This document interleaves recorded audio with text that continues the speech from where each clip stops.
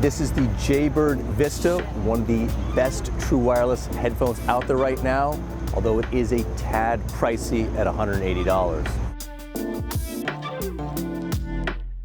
Now, Jaybird's been making sports headphones for a while, and some of them have been very good, but its first true wireless headphone, the Run, wasn't as good as it should have been. It did have some connectivity issues, but this model is finally ready for prime time.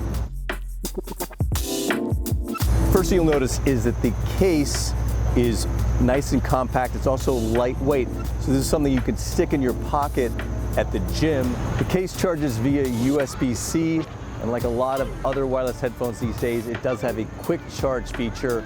You charge for 5 minutes and it gives you an hour of run time. That should get you through most runs, unless of course you're training for a marathon. I personally don't like an ear hook wrapped around the top of my ear, like with the Powerbeats Pro. This one is designed to lock securely in your ear with a hook inside your ear. These have physical controls, not touch controls, but I kind of like that. I didn't have any trouble advancing tracks while I was running. You double tap to do that. There are also volume controls, but you have to set those controls in the app. You press down on the left earbud to take the volume down, and you press down on the right earbud to take the volume up. There is a setting in the app that allows you to do that. It's not unusual for these types of true wireless earphones to be sweat resistant or water resistant, but fewer are fully waterproof. That means you can fully submerge these in water. Where that might come in handy is if you're running by the ocean and you got hit by a wave, or it was a torrential downpour. Now you can't use these underwater because Bluetooth doesn't transmit through water, but it's just an added level of water resistance. As far as sound quality goes, these do sound quite good.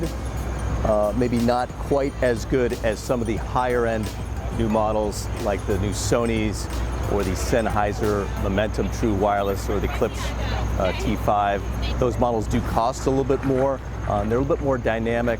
Also the Powerbeats Pro has a little bit more bass and is a little bit fuller headphone, but these do sound quite good.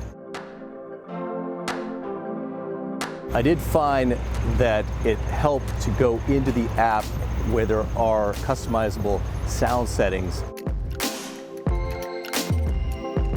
And that actually improved the sound substantially, which is unusual because a lot of the times when you use these apps to tweak the sound, it really doesn't do that much. But with these, it actually made a difference. Most people will think these sound really good.